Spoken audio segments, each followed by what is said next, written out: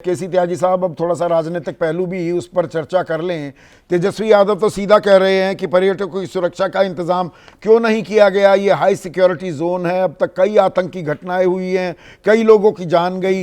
इस लापरवाही की जिम्मेदारी कौन लेगा? जिम्मेदारी भी तय होगी क्या, या बस पाकिस्तान को सबक सिखाएंगे और उसमें बात खत्म हो जाए? चूक तो यहां भी हुई है, उसे हम क्या नजरअंदाज कर दें?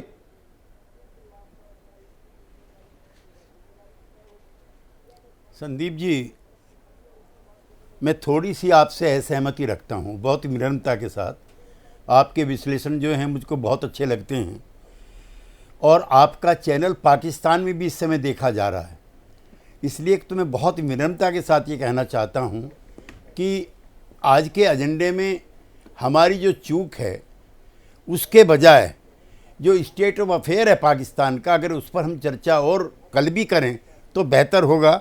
बिशंबर दयाल जी और अश्विनी शिवाजी जी की बातों से एग्री करते हुए मैं एक किताब डिस्प्ले करना चाहता हूं आपके चैनल पे, जो वहाँ के भारत में रहे हैं कई साल तक, अब्दुल वासित। कृपया इसको लाएं अपनी उस पे चैनल। हाँ, स्क्रीन पर है ये है। हाँ जी, इन्होंने लिखा हॉस्टिलिटी ए डिप्लोमेट्स डायरी।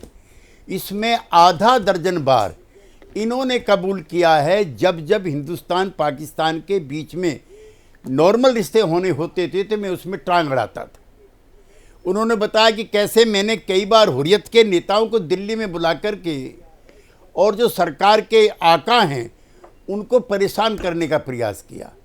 देखिए, अटल जी और अडवाणी जी और नरेंद्र मोदी जी को हम एक विशिष्ट धारा का प्रतिनिधि मानते हैं, और मैं जिम्मेदारी से कहना चाहता हूं कि मैं उन लोगों में से हूं जो कभी हिंद पाक एक होना चाहिए ऐसा करके होना हो, जिस तरह से जम्मू, जिस तरह से जर्मन के दो हिस्से एक हो गए, कोई दिन ऐसा है। लेकिन अब मैं इस नतीजे पहुंचा हूं कि वो दिन कभी नहीं आएगा। मैं सोचता था कि बागा बॉर्डर खुल जाए, बागा बॉर्डर खुलेगा नहीं, बागा बॉर्डर टूटना चाहिए। अब मैं इस नतीजे पे पहुंच गया। नहीं, वो आपकी बात बिल्कुल वाजिब है।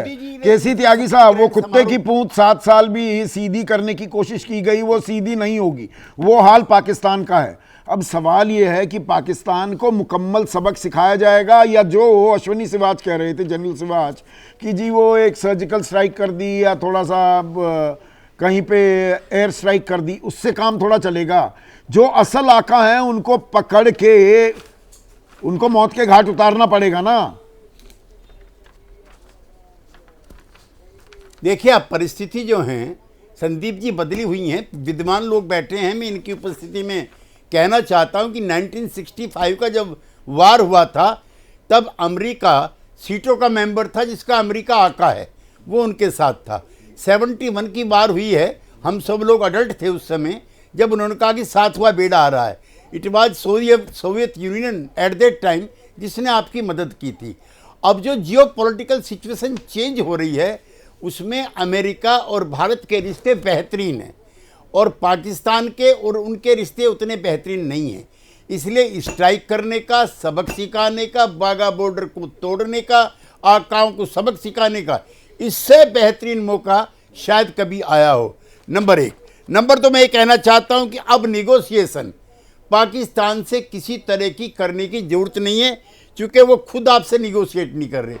प्रधानमंत्री जब थे अटल जी, हमारे बहुत सारे साथी गए थे, हम लोग गए थे वहाँ पे संदेश लेकर के, उन्होंने उसको नहीं माना, बस में बैठ के गए थे।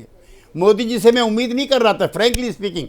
उस समय मैं एनडीए में नहीं था जब मोदी जी ने प्रधानमंत्री बने हैं, लेकिन नवाज शरीफ को बुला करके मोदी जी ने उन परंपराओं को भी तोड़ने का काम किया जो उनके बारे में फैली हुई थी, और उनको बुलाया। हालांकि बासित जो हैं उस समय थे एम्बेसडर, और उन्होंने कहा कि मुझे भी ताज्जुब हुआ कि भाई नवाज शरीफ क्यों आ रहे हैं। पठानकोट पर जो आतंकी हमला हुआ था वहां पर आईएसआई के नुमाइंदे को भी बुला लिया था सरकार ने।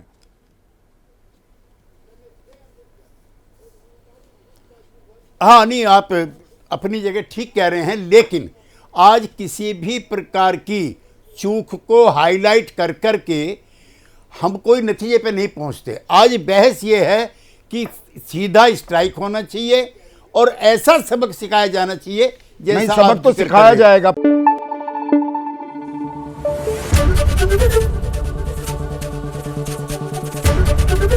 एबीपी न्यूज आपको रखे आगे।